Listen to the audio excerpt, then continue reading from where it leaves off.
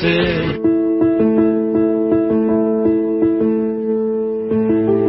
Há muito tempo eu queria escrever essa história. Há muito tempo eu queria mandar essa história para você. Mas devido a alguns problemas de saúde, acabei adiando, acabei não mandando. Somente agora foi possível. Somente agora eu consegui. Pois tive um tempo e pedi para minha filha digitar essa história que me deixou marcas profundas até hoje.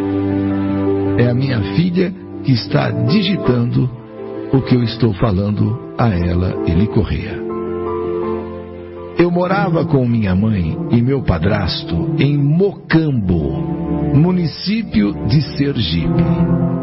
Mas não tinha uma vida normal. O meu padrasto me batia quase todos os dias. Mas tinha um motivo que me deixava ainda mais transtornada, é que ele queria me violentar.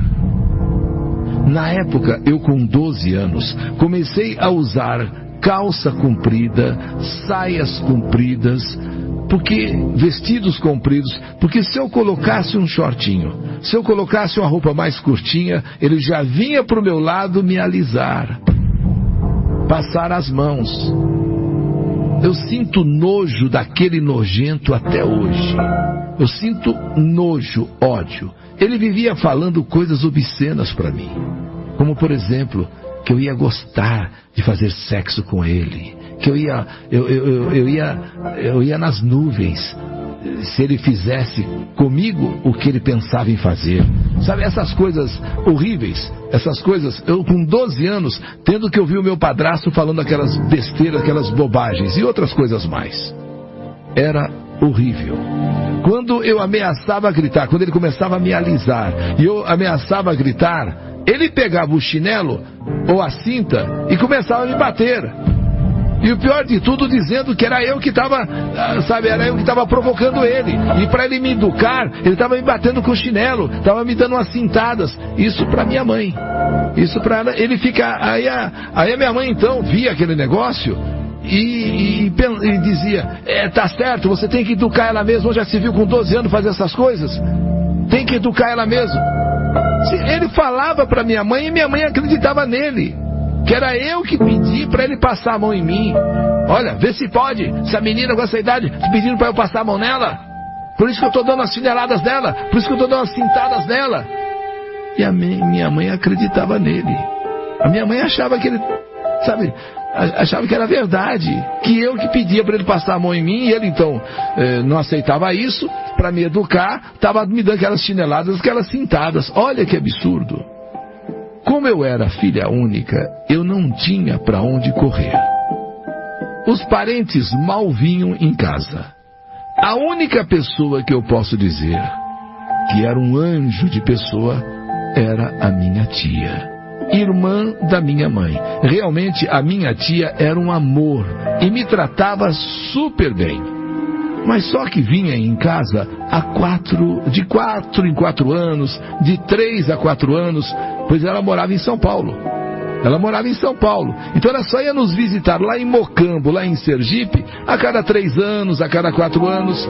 Certo dia, numa dessas vezes que ela veio nos visitar, eu contei tudo para ela.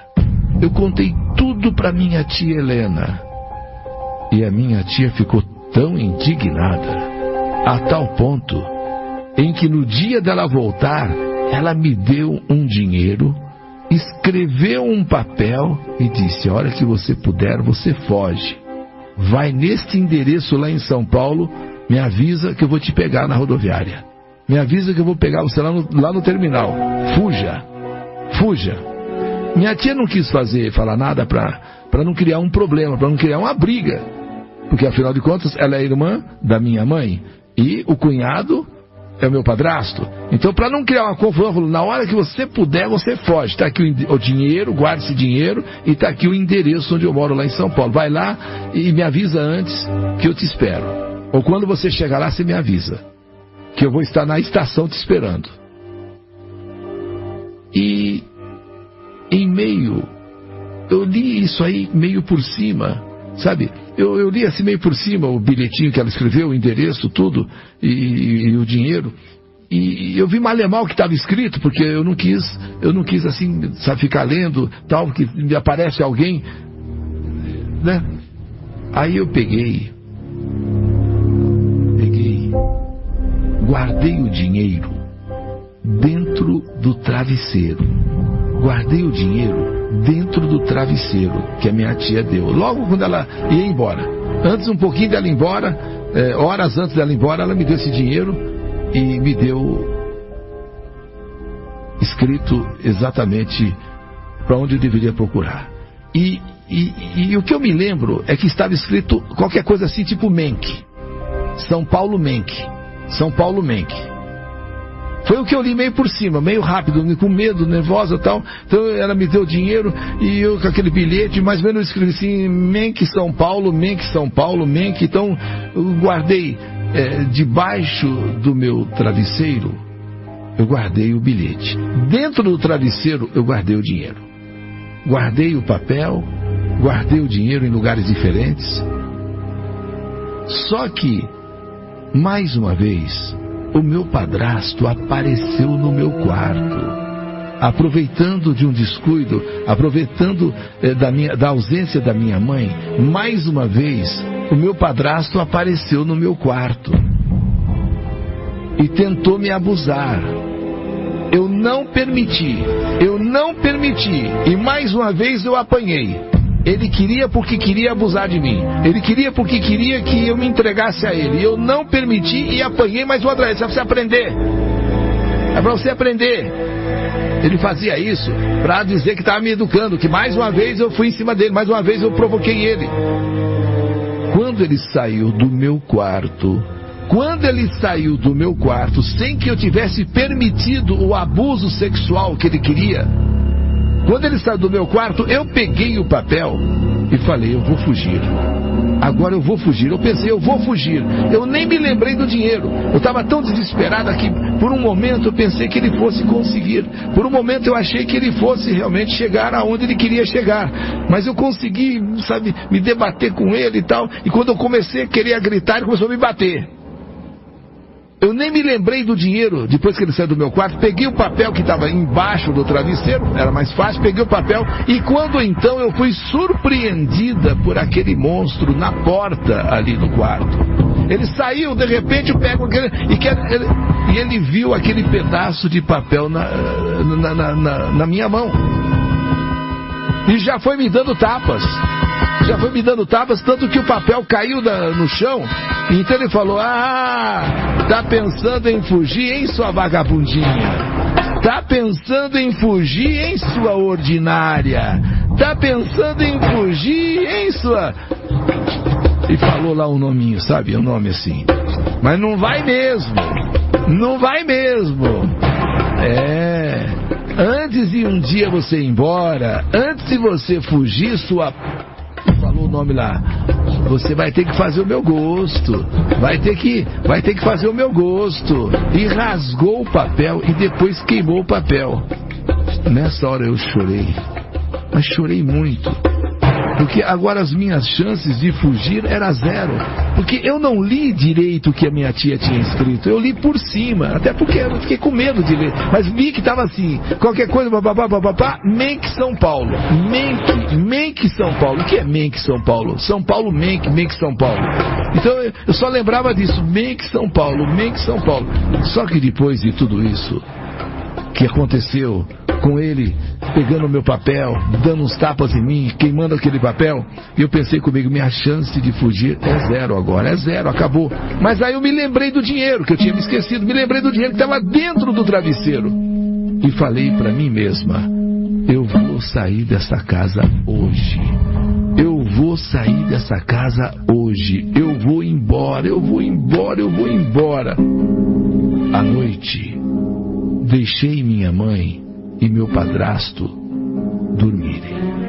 Quando eu vi que os dois estavam dormindo mesmo, dormindo de verdade, aquele sono pesado, eu peguei o dinheiro que guardei dentro do travesseiro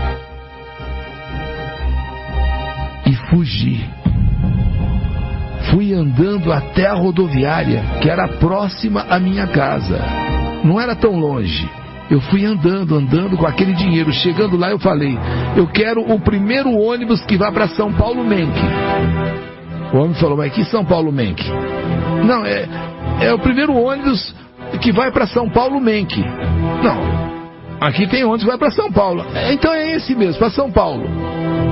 O motorista falou que eu precisava comprar a passagem e apresentar o meu RG. E eu fui esperta.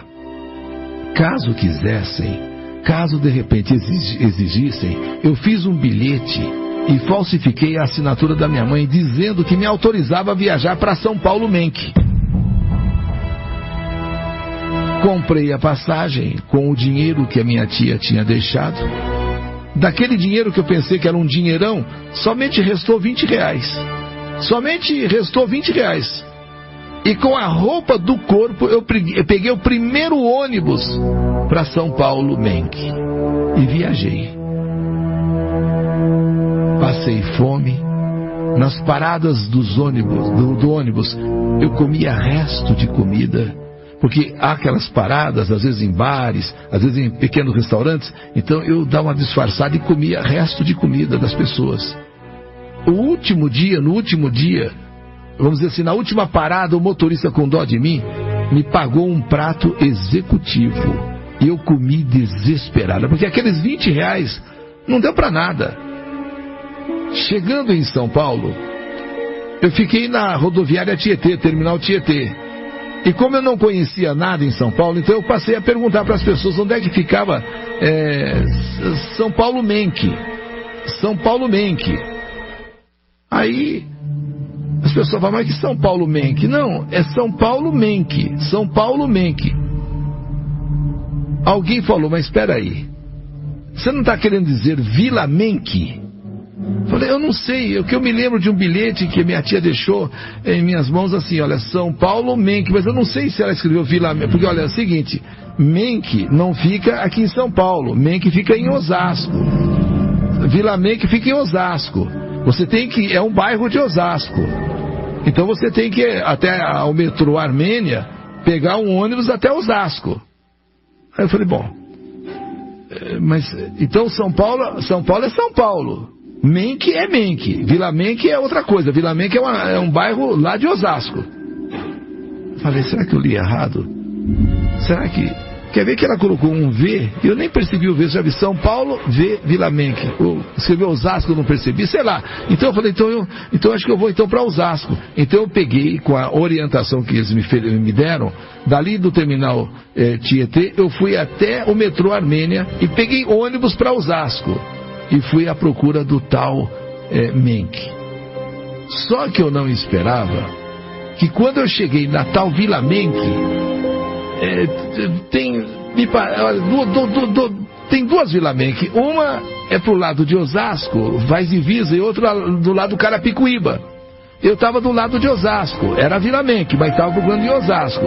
E procuro, e não encontrava nada. Eu perguntava para as pessoas, olha, vocês conhecem fulana de tal? Eu falava o nome da minha tia. Vocês conhecem? Eu ia numa rua, ia em outra. Olha, a coisa mais difícil era encontrar. Eu não encontrava ninguém que conhecesse minha tia.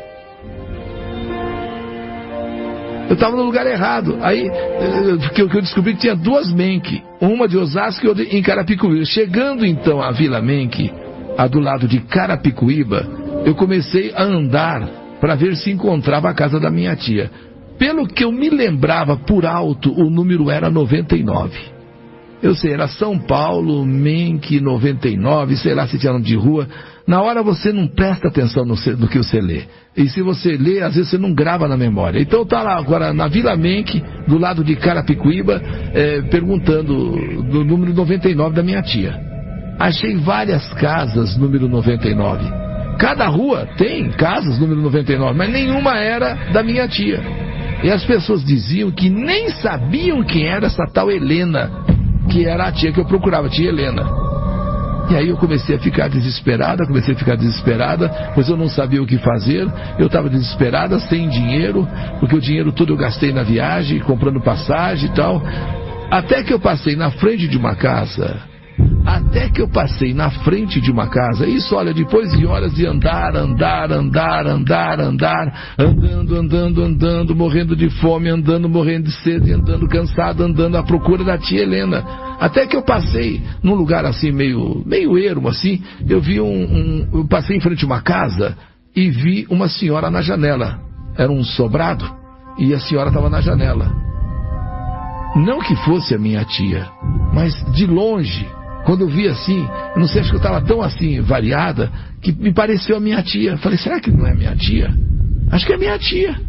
Sabe quando você está tanto querendo encontrar a pessoa que já está no desespero, que você vê qualquer uma pessoa, você acha que é tua. Então eu vi aquela senhora à distância, na janela, e falei, é minha tia, olha só, acho que é minha tia. Então, aí quando eu vi essa senhora e achei que era minha tia, dali a pouco eu vou seguindo para essa casa. Quando então essa senhora saiu da janela. Eu então parei lá na porta. Alô, de casa? Por favor. A mulher estava na janela. E de longe, da onde eu estava, me pareceu minha tia. Será que não seria a casa da minha tia? E eu, de casa? Por favor, alguém está aí, me atende. Eu tinha quase... Não é... Será que não é minha tia? Tia Helena? Tia Helena? Olha, aquela mulher da janela sumiu. Nem eu gritando, primeiro por de casa, depois pela minha tia, ninguém veio me atender. Então o que eu fiz? Eu decidi, abrir o portão, entrar, bater na porta da casa, entrar ali, entrar e bater na porta da casa. O portão estava sem trava nenhuma, entrei, fui bater na porta e percebi, como também chamando, batendo, ninguém vinha atender, então eu peguei a fechadura e tentei, só para ver se, né, e coincidentemente estava aberta. E eu decidi entrar na casa. Tia Helena? Ô, de casa? A porta estava aberta. Tia Helena? Ô, de casa? Eu queria falar com a senhora que estava na janela. Nem que não fosse a minha tia Helena, mas pelo menos ela podia me explicar alguma coisa. Só que eu fui andando dentro da casa. De casa? Tem alguém aqui, tia Helena? Alguém tinha, com certeza tinha, porque estava na janela. Mas cadê essa mulher? Que eu estou entrando agora, invadindo praticamente a casa, eu estou invadindo e não vejo. Ninguém vem me atender, ninguém vem me receber, sabe? Alguns móveis, poucos, velhos, antigos.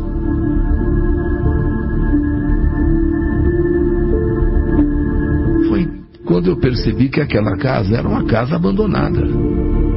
De longe, com aquela mulher na janela que me lembrou a minha tia, e por isso fui até ali, por isso eu entrei e gritei pelo nome dela várias vezes, entrei dentro da casa, mas só que dentro, vendo aqueles móveis, me dava a impressão de uma casa abandonada. Parecia uma casa abandonada. Minha tia não iria morar numa casa assim, pensei eu. Minha tia não ia morar numa casa assim. E a senhora que eu vi na janela? Cadê a senhora que eu vi na janela? E chamo novamente por ela. Senhora! A senhora que estava na janela, onde é que a senhora está? Isso já dentro da casa. Chamei, nada. Então eu fiquei na sala, ali, perto da porta, esperando alguém me atender. Encostada na parede, cansada como eu estava, com fome como eu estava, encostada na parede, esperando que alguém viesse me atender, porque afinal de contas, estou chamando, estou gritando, e que tinha uma mulher na janela, tinha. Só que eu acabei sentando no chão e encostada na parede comecei a cochilar. Eu estava muito cansada. E quando acordei, eu estava deitada. Eu estava deitada no chão da sala. E nessas alturas já tinha passado aquela fase da tarde, já estava começando a noite, e a casa estava escura. E a única coisa que eu percebi de diferente é que agora, um tanto escuro, um dos quartos tinha uma lâmpada acesa. E então eu fui andando para ver se havia alguém nesse quarto. Principalmente aquela senhora que eu vi na janela. E até me pareceu de longe a minha tia. E até se ela estivesse naquele quarto, o único cômodo de luz acesa, eu iria pedir desculpas pela invasão da casa. É quando eu ouvi, eu senti uma respiração ofegante. Uma respiração assim atrás de mim, ofegante. E quando eu me decidi virar para ver o que era, eu levo um susto, mas um susto. Era a mulher da janela. Era a senhora que estava na janela, só que com uma expressão de raiva, uma expressão de ódio, uma expressão assim, sabe, de gente que, sei lá, vou dizer o termo certo, um cadáver. A mulher assim, sabe, daquele jeito, com uma raiva, com um ódio, parecia mais um esqueleto que um ser humano. E eu fiquei horrorizada com aquela imagem, que eu fiquei travada, fiquei paralisada. E então ela fez gestos com o braço que eu saísse, que eu saísse, que eu saísse.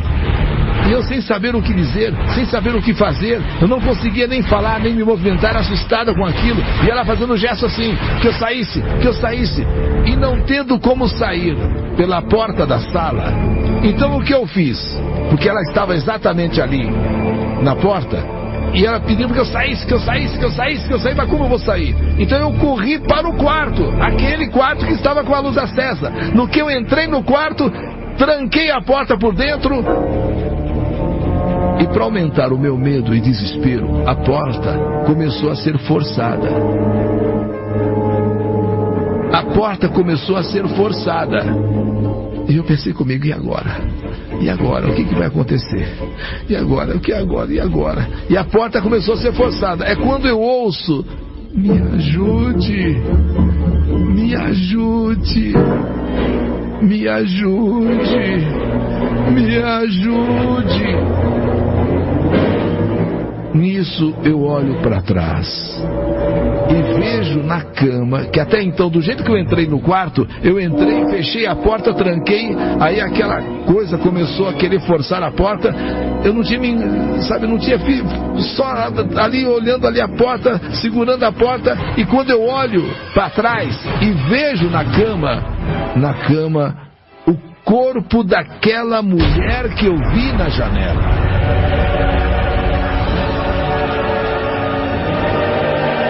Pelo cabelo, pela fisionomia, era a mesma mulher que estava na janela, só que em avançado estado de decomposição.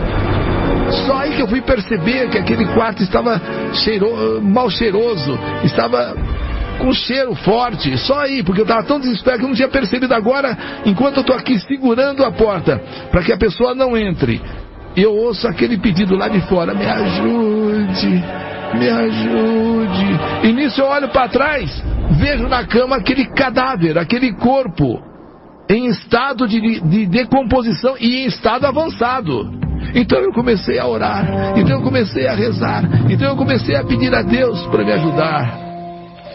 E não tive outra saída a não ser gritar. E gritei porque medo dos dois lados, medo de quem estava lá querendo entrar no quarto, medo agora de quem estava deitado naquela cama. Eu comecei a gritar, a gritar, a gritar, a gritar. E a voz do outro lado da porta continuava: me ajude, me ajude, me ajude, me ajude. E daqui da cama, dentro do quarto, aquele corpo ali em estado de decomposição na cama: me ajude lá fora, me ajude. Eu estava tão nervosa que eu não sabia o que fazer quando eu ouço uma sirene. Era a polícia chegando. Os gritos tinham sido ouvidos. Alguém deve ter ouvido meus gritos e chamou a polícia. Foi horrível ter que explicar para a polícia o que eu estava fazendo naquele quarto, naquela casa e com um corpo ali na cama. No começo, eu tive que explicar, meio que no desespero, explicar que eu tinha fugido de casa, lá de Sergipe, lá de Mocambo. Tinha vindo para São Paulo e tinha esquecido o endereço certo, atrás da minha tia Helena, que tinha me dado dinheiro, tinha me dado o endereço, mas eu estava perdida. A polícia não acreditou em mim. Graças à ajuda de um policial, o Freitas, policial Freitas, que era parceiro desse outro policial que não acreditava em mim, eu tive ajuda. Freitas convenceu esse outro policial e saíram à procura de tia Helena, que estava na Vila Menck, em Carapicuíba.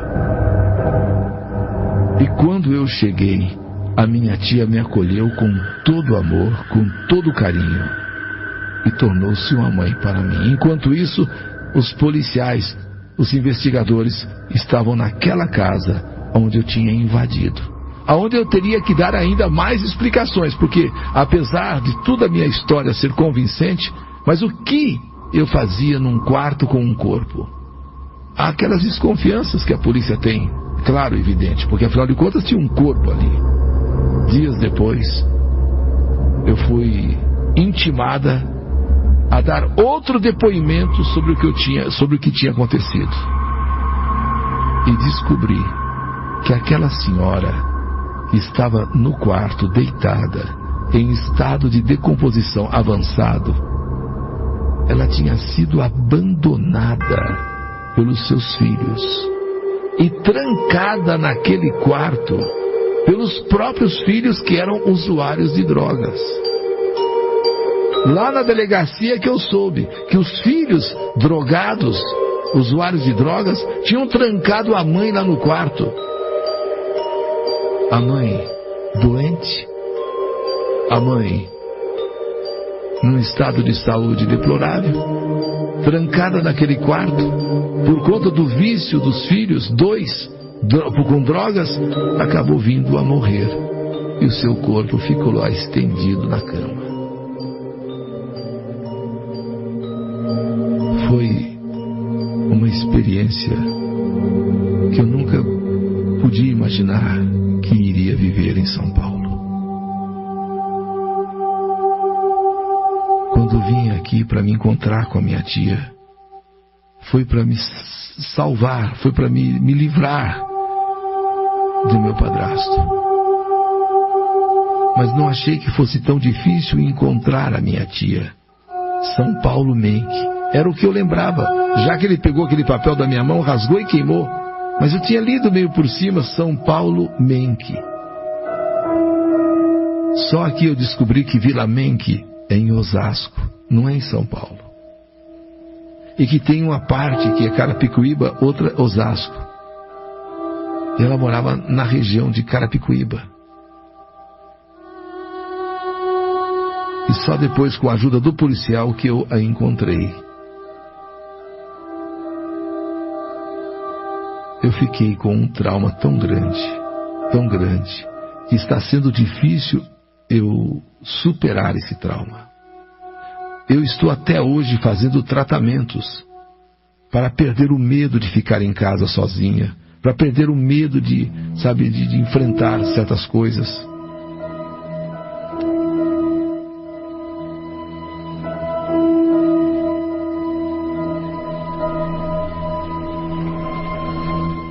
Fui até o cemitério depois que o corpo foi sepultado. E volto lá sempre que posso e deixo flores no túmulo dessa senhora.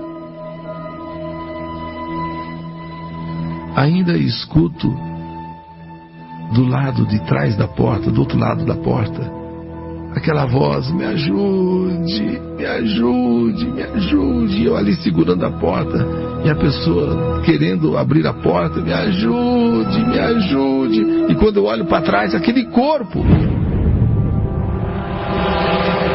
Algo que eu nunca mais esqueci. algo que me fez e me faz ir a um tratamento forte, um tratamento grande, para ver se eu perco o medo, para ver se eu perco esse trauma. Mas é difícil. Ao fugir de tentativas de abuso na minha casa, em Mocambo, Sergipe, vim até São Paulo. Minha tia deu dinheiro e deu endereço. O endereço eu perdi. E com o dinheiro eu vim.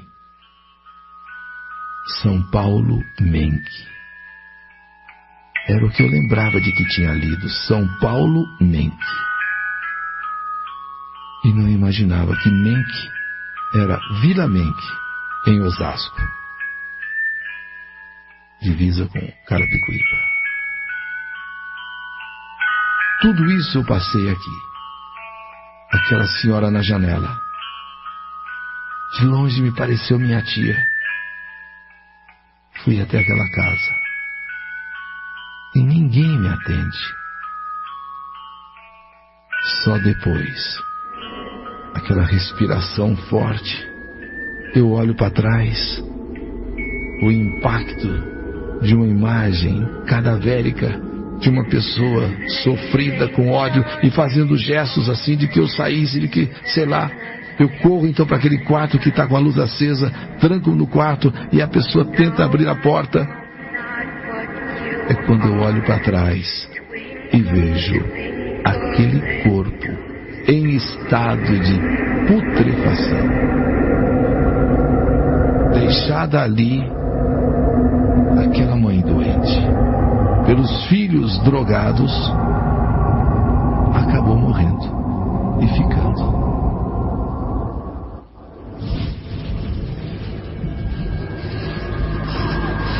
Creio que eu tenha sido enviada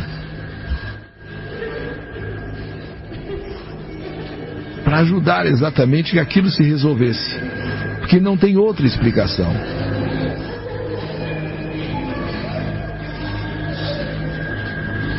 Foi naquela casa abandonada que eu vivi a pior experiência que eu podia imaginar em viver. Eu queria encontrar a minha tia, mas acabei encontrando um corpo em estado avançado de decomposição em uma cama. E um espírito que dizia: me ajude, me ajude. Quando eu passei a gritar,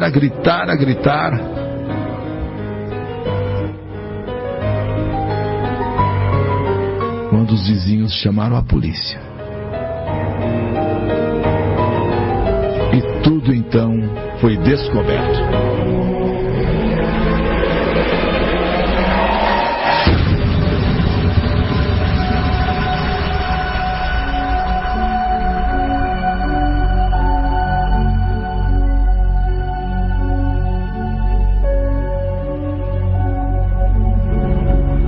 Rádio Capital. Para quem veio à procura, ao encontro da tia Helena, pode-se dizer que viveu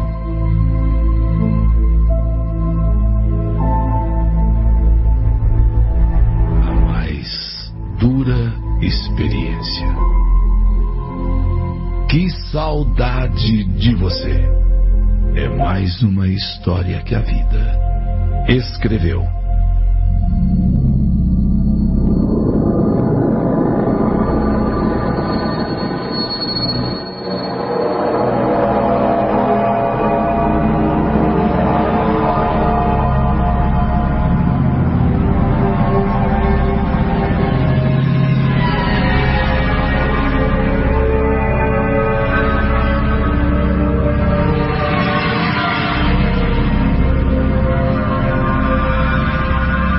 Rádio Capital.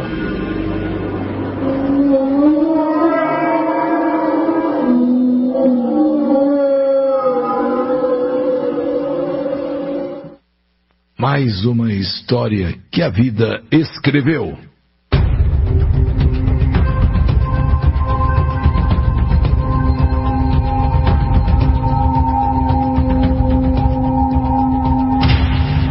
A emoção do povo. Programa Eli Correia.